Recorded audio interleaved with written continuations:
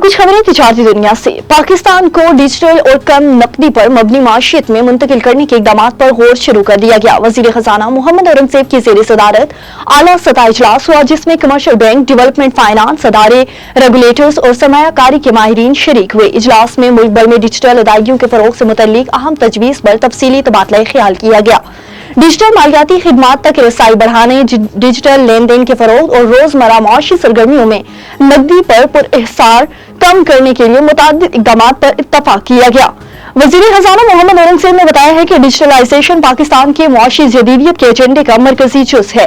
Digital अदायगियों के दायरे car में इजाफे से माली शफाफियत बेहतर होगी। वज़ीर दिफा ख्वाजा आसिफ ने कहा है कि मौजूदा हुकूमत इब्तदाही से अपनी मुआशी साख कायम करने में कामयाब रही है। वज़ीर दिफा ख्वाजा आसिफ का कहना था कि वज़ीर आज़म शहबाज शरीफ और मुआशी टीम के कप्तान वज़ीर खजाना मोहम्मद औरंगजेब जिस तरह हमें मुआशी मुश्किलात से निकाल रहे हैं, वो एक मुआवजे से कम नहीं है। ख्वाजा आसिफ ने कहा कि जंग के महाज से लेकर मुआशी महाज पर कामयाबियां हमारी तारीख के एक सुनहरी दौर के आगाज की नवीद है। इसमें वज़ीर आज़म Shehbaz Sharif, field marshal general Syed Asim Munir और वज़ीर खजाना मोहम्मद औरंगजेब की जाती क्रेडिबिलिटी का कलीदी किरदार है। और खैबर पख्तूनख्वा हुकूमत ने अगले माली साल के लिए बजट पेश करने की तारीख दे दी। रिपोर्ट के मुताबिक आइंदा माली साल 2025 और 26 के लिए खैबर पख्तूनख्वा का बजट 13 जून को पेश किया जाएगा।